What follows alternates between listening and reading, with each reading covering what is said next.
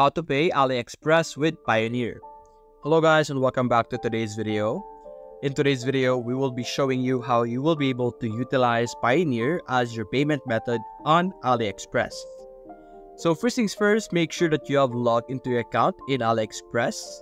And after that, we're going to click on our profile over here on the top right and click on payment method over here under message center. So it should be this one over here.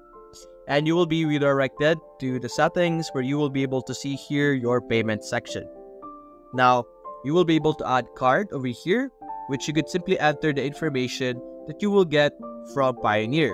Now, yes, Payoneer is very similar to PayPal, which is a virtual wallet, but you are still also able to get a credit card or a business card with Payoneer using their features over here. There will be different features that you will be able to get from Payoneer, and one of those is getting a virtual credit card, and you will be able to use that card on this section over here on AliExpress, which you could then save and add as one of your payment methods in AliExpress. So that's basically it guys. If you enjoyed this video, leave a like and subscribe. Thanks for watching.